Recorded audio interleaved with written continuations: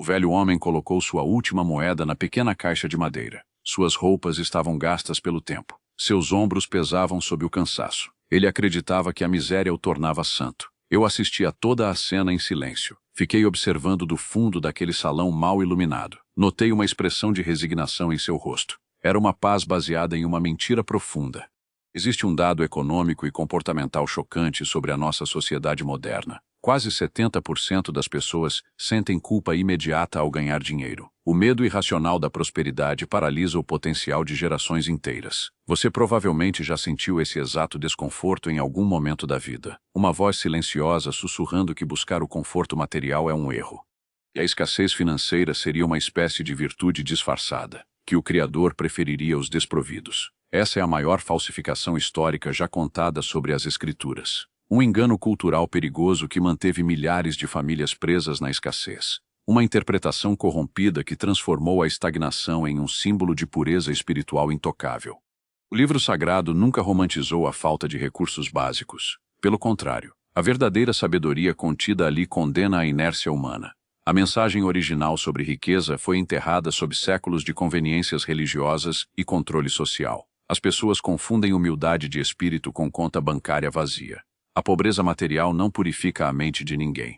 A escassez prolongada apenas limita a capacidade humana de agir. Mãos que não possuem nada não conseguem erguer o próximo. Pense por um instante no conhecido relato da parábola dos talentos. O mestre não sentiu pena do servo que enterrou a moeda no chão. Ele repreendeu aquele homem com palavras duras e diretas. A inação financeira foi tratada como negligência.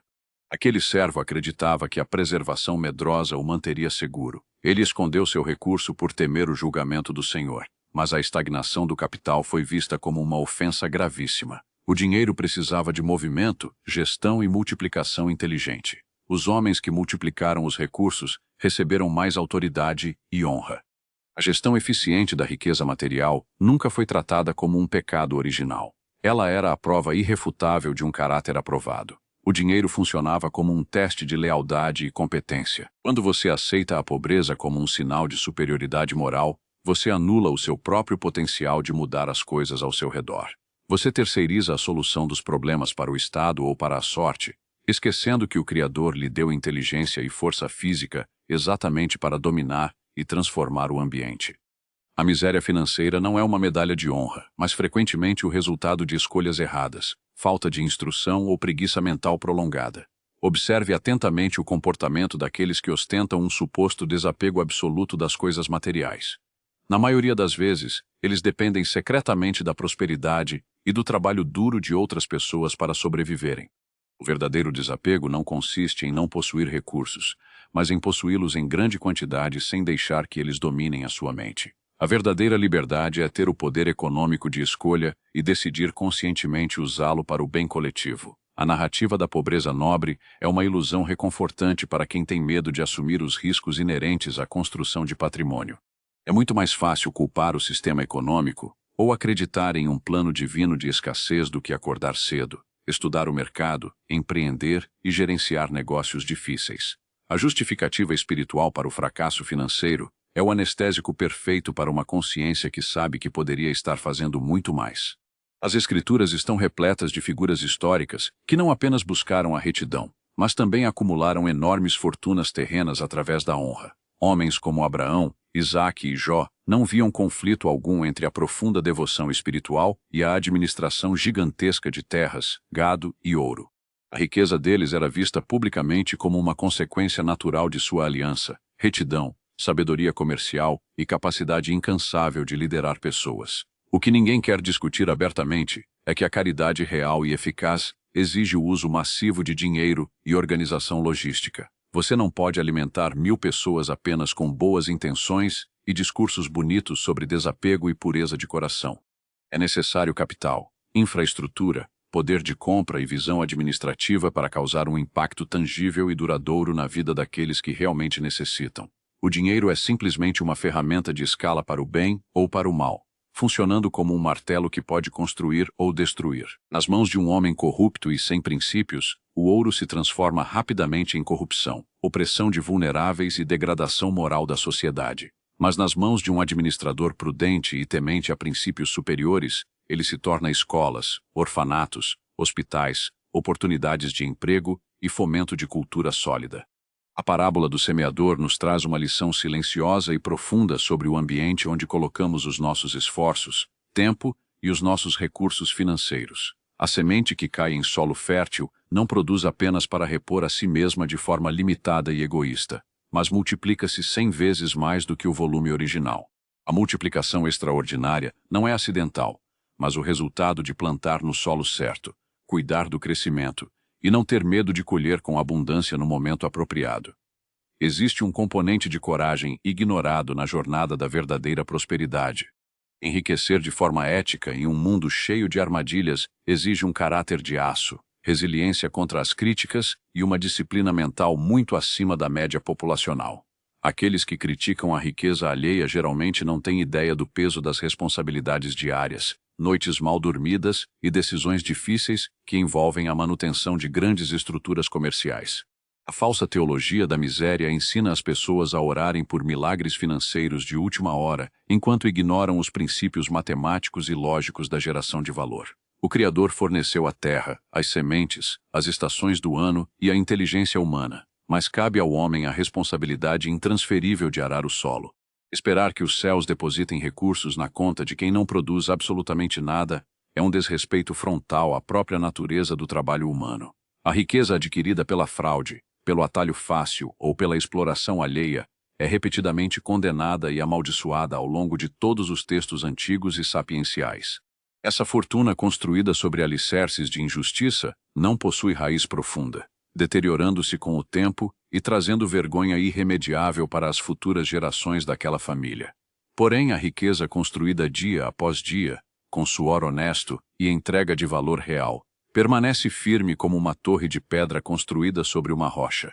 A preguiça é descrita de forma quase satírica nos livros de sabedoria, alertando os jovens sobre os perigos da letargia física e do sono prolongado sem justificativa. O homem indolente sempre encontra uma desculpa pronta para não sair de casa, alegando perigos imaginários como leões soltos pelas ruas da cidade apenas para evitar o esforço físico.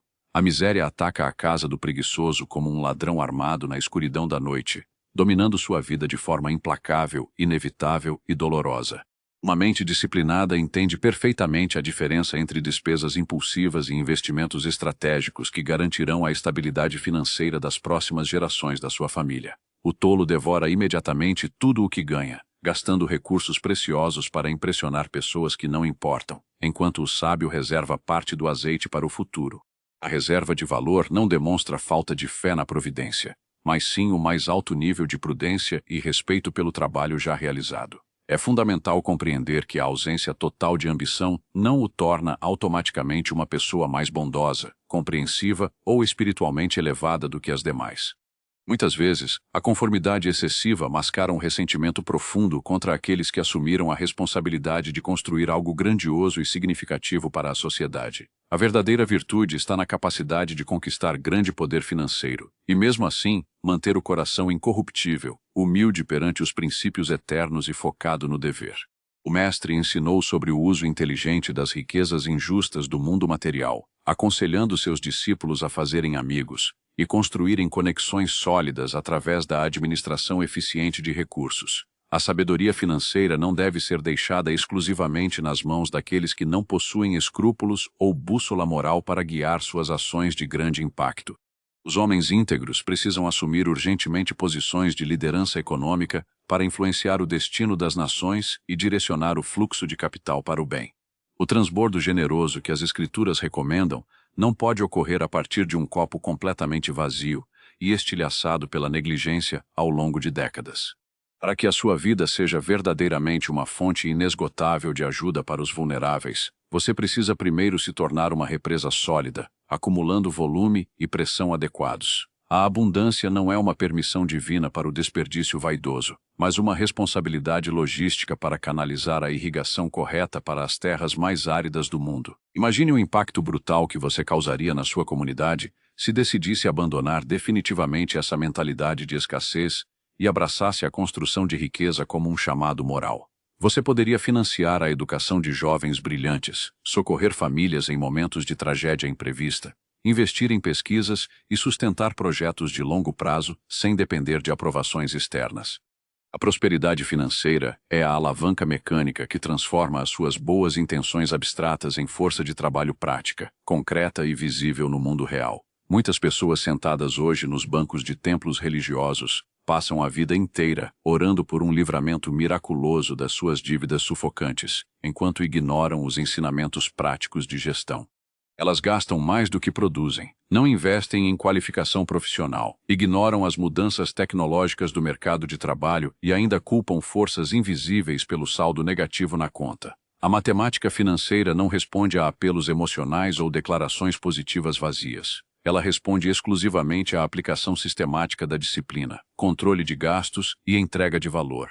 Aquele homem que observei discretamente do fundo do salão não compreendia de forma alguma a gravidade e a profundidade da rigorosa lei da mordomia imposta sobre a humanidade. Ele acreditava sinceramente que a sua evidente falta de ambição terrena o colocava em uma posição de destaque no tribunal divino, como se o sofrimento desnecessário fosse uma moeda espiritual. O que ele não sabia era que a sua passividade financeira diária era, na verdade, um insulto silencioso aos enormes potenciais cognitivos e físicos que lhe haviam sido confiados no nascimento. As riquezas devem circular pelas mãos dos sábios como a água fresca percorre o leito de um rio vigoroso, trazendo vida, renovação e prosperidade para todas as margens que toca. A água que fica retida em um pântano sombrio, sem qualquer movimento natural, acaba inevitavelmente apodrecendo, gerando contaminação e adoecendo a fauna e a flora ao seu redor. Da mesma forma, o dinheiro acumulado de forma doentia pela mesquinharia corrói a alma humana, enquanto a riqueza em constante movimento ético fertiliza o terreno para o florescimento de milhares. O tempo continua passando implacavelmente enquanto você se esconde por trás de justificativas poéticas e falsas virtudes para mascarar o medo irracional de assumir o protagonismo da sua própria vida financeira. Cada dia que você aceita a escassez prolongada como um destino inescapável ou um plano divino inalterável, o mundo real perde todo o impacto da sua capacidade latente de generosidade. Você precisa tomar uma decisão firme agora mesmo sobre a sua trajetória, escolhendo se continuará enterrando seus talentos raros na terra fria do vitimismo ou se assumirá a responsabilidade de multiplicar. Adiar a construção de um patrimônio sólido tem um custo financeiro e emocional incalculável para a sua família e para todas as pessoas que inevitavelmente dependerão do seu nível de sucesso nos próximos anos. O verdadeiro custo da sua omissão diária e da sua preguiça disfarçada de espiritualidade é a perpetuação de um ciclo de sofrimento e limitação para a sua própria linhagem familiar. Levante-se com coragem para multiplicar cada pequeno recurso e habilidade que foi confiado à sua guarda, utilizando a sabedoria e a força produtiva enquanto ainda existe vigor no seu corpo e lucidez na sua mente. Compreenda definitivamente que a excelência profissional e o sucesso nos negócios não competem de forma alguma com a sua dedicação aos princípios superiores e à moralidade inegociável exigida pela palavra. O mercado de trabalho atual anseia desesperadamente por líderes que combinem uma capacidade brutal de execução e lucro com uma integridade diamantina que não se curva a subornos ou atalhos antiéticos. Ao construir uma empresa altamente lucrativa e justa, você está, na verdade, criando uma plataforma de influência massiva, demonstrando na prática que é perfeitamente possível vencer o jogo do mundo sem corromper a própria alma no processo. Se você prestou atenção e chegou até este momento do raciocínio, isso prova categoricamente que você não compartilha da mentalidade frágil e anestesiada da imensa maioria das pessoas acomodadas no conforto das ilusões populares. A multidão barulhenta e dispersa nas redes sociais não suporta encarar o espelho da verdade, fugindo desesperadamente de qualquer conteúdo que coloque sobre seus ombros o peso insuportável da responsabilidade intransferível de prosperar através do esforço. Inscreva-se imediatamente neste canal e ative todas as notificações disponíveis, pois este é um ambiente forjado exclusivamente para mentes fortes, que não recuam diante do desafio de dominar a Terra e romper as barreiras da mediocridade convencional. O velho homem finalmente colocou a sua última moeda escurecida dentro da velha caixa de madeira e virou as costas, caminhando em direção à saída com os olhos voltados para o chão de pedra e os ombros encurvados. Eu assisti impassível a toda aquela cena triste do fundo do salão silencioso, sabendo que aquele senhor idoso terminaria os seus dias acreditando piamente que a sua dolorosa impotência financeira lhe renderia a tão sonhada glória eterna. Aquele homem solitário acreditava do fundo da alma estar finalmente livre das correntes do mundo material e da ambição. Mas eu agora enxergava com absoluta clareza que ele estava apenas preso, apodrecendo lentamente na gaiola dourada e invisível da pobreza nobre.